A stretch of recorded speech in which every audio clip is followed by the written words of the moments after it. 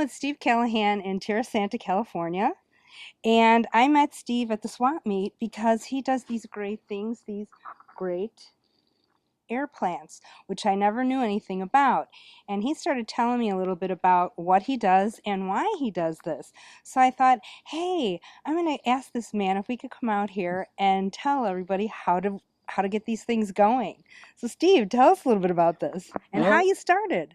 I got interested in this when I retired from satellite communications in 2000, and I was making little glass sculptures where I uh, took glass and cut them up into small pieces and then built glass cactuses with them. And I was looking for, then I'd mount them on a small piece of leftover granite or marble, and I was looking for a plant to go along with it, and I had some experience with ionathas, they're called, which are the very small, very colorful little air plants, and so I went looking for a supplier for those, and I found Noel Enterprises, and she had 1 billion of them in her backyard, and that's how I got started with them. It turns out that my glass sculptures didn't sell very well, but everybody loved the plants. So I zeroed in on the plant side of it rather than the sculpture side of it, and it's made all the difference in the world. Um, I did this from 2000 to 2006, back when nobody knew what they were, and it was every time I told someone they grow without soil, they looked dumbfounded. So it never made much money. And in 2006, uh, someone made me an offer on my business I couldn't refuse. By then, in 6 years, I had accumulated from one end of this to the other. I had plants. So I sold the business. Didn't even think about it again till a year ago in July on a lark.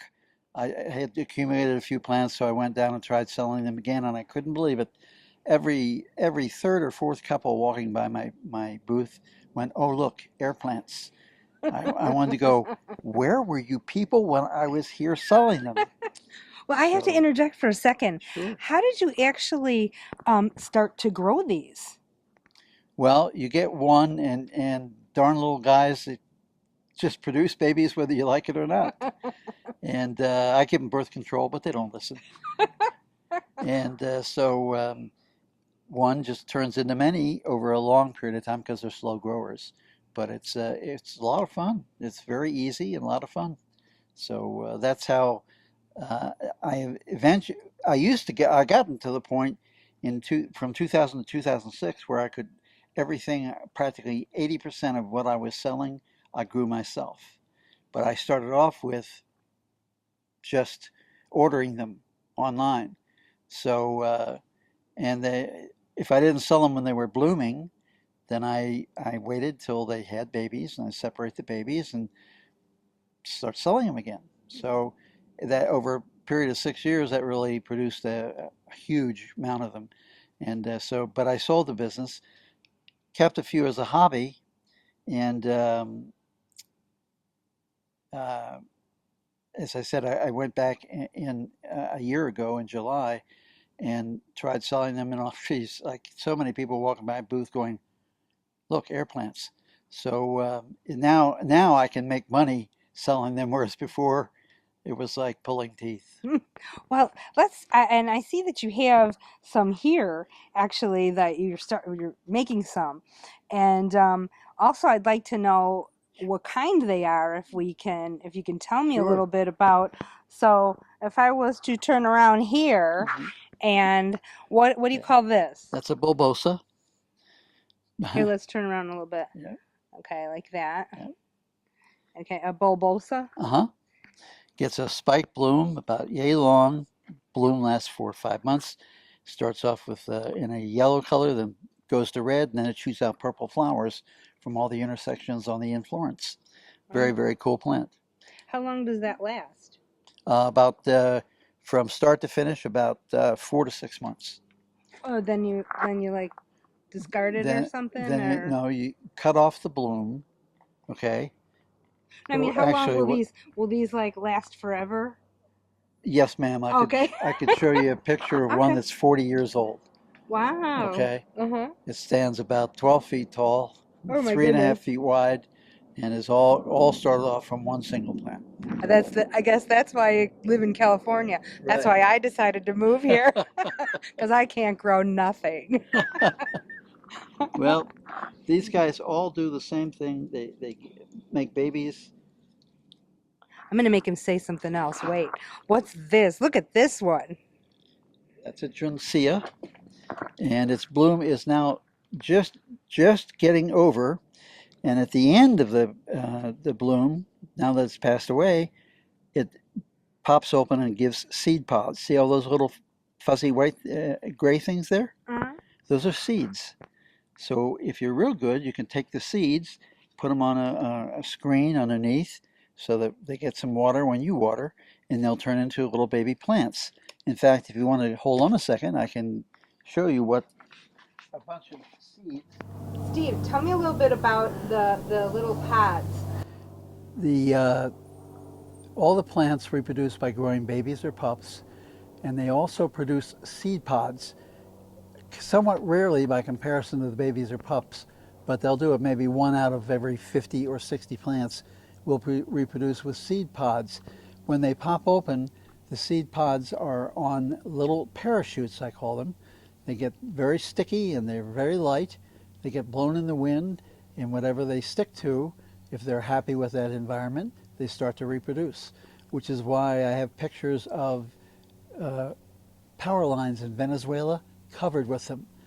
They view them as a real pain in the tush down there because they have to go around and cut them down from the power lines. And they get up there whether they like it or not. So, what is a beautiful plant to us is pretty much a bothersome weed down there. And those are the. And this is an example of seeds right there that I've germinated. And they've gone from being a little hair to little teeny baby plants. And if you're, it takes a long time to grow these from seeds, about 7 years before that plant can even be identified or is ready to, really get going growth-wise. So it's a long process.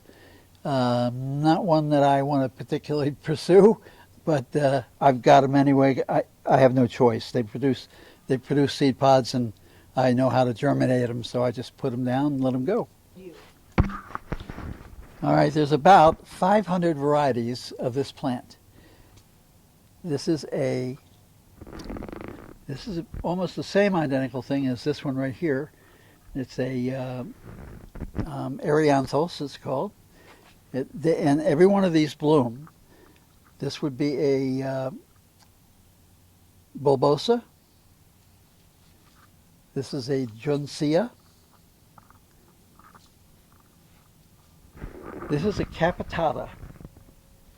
There's a bunch of different varieties of capitata. There's a peach capitata, an orange capitata. It just depends on the coloration in their leaves, what they turn into, what they end up being.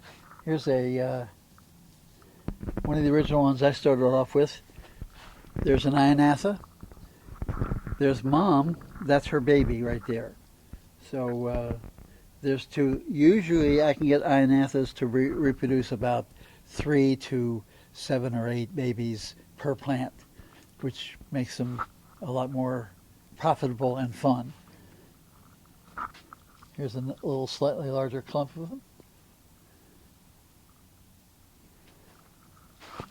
Let's see what else I can show you here. There's one of the babies that has dropped off the mother plant and now will go off on its own. There's a chacunda, it's called, and it also, at the end of the bloom, it turns into seed pods. So some of these produce a lot of seeds, others not so much. The Ionathas, for instance, these guys right here, about every 40 or 50 plants will have a seed pod in the center rather than a bloom.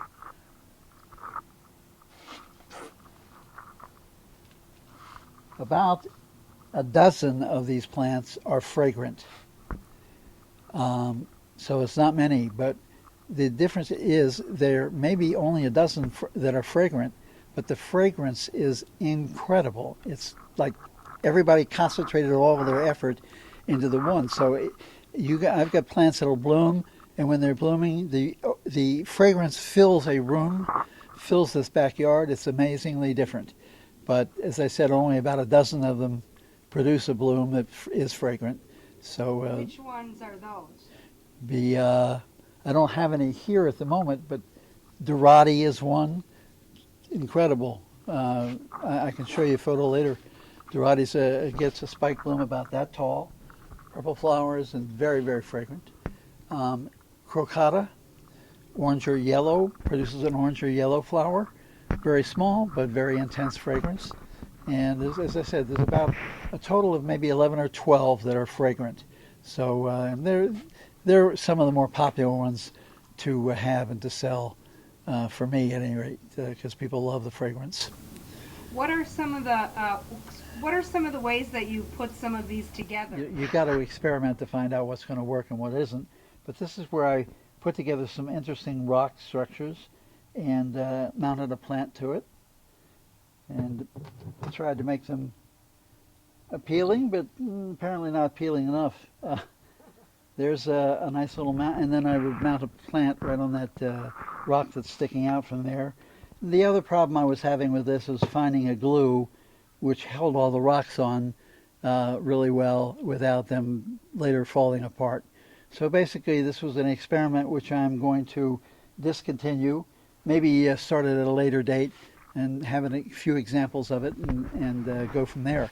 I can show you, however, what I do, what is successful with these is to mount them onto pieces of grapevine. This is one that's, I water blasted the bark off this grapevine, which leaves it with that nice brown color. And then I mount two plants on it with glue. I usually use a low temperature hot glue gun because, believe it or not, it doesn't hurt the plant at all. And by mounting them that way, and I add a little bit of, for a pop of color, I add a little bit of moss, chartreuse moss, and that brings out a little color there. But I have to, whenever I use that moss, I have to do it as low as possible because it bleeds. It bleeds its color. So eventually it's going to turn white. But I'm looking for moss that does not bleed its color. I'm sure it's got to be out there somewhere, but I haven't found it yet. So that's one example. And then, as you can see, this is a huge clump right here. And then let me show you this one. This is where I take a very soft colored wire, wrap it around the plant, bring it up, and turn it into a hanger, just like that. Gives it a little color and gives you a little something to suspend your plant all by itself without any other wood or any other item. Some people like it that way. And then there's also seashells. This one looks like a kind of an octopus, and you can. That's just shoved into the. I forget the name of that shell, but it just goes in and comes right out. So just stuck in there, and if you put it in real tight, it does not fall out. And that's kind of fun. I also do them in sea urchin shells, and they really sell well. Seriously, because it can you make it look like a jellyfish, and people love that. Unfortunately, I don't have any here to show you at the moment. Here's an example of mounting them on cholla cactus. When a cholla cactus dies, its skeleton is this unusual holy kind of wood, and perfect for mounting plants into and on. So I just fill up the holes with plants, and that's a very, very popular way of doing it. or I'll cut them into small little pieces about 2 inches tall. If they're real big, I'll make a 2 inch holder and then put the plant on top of that. And that makes it very, very popular seller for displays. You're only limited by your imagination with what you can do with these plants. You can find anything you want to put them on. They love it. They don't care.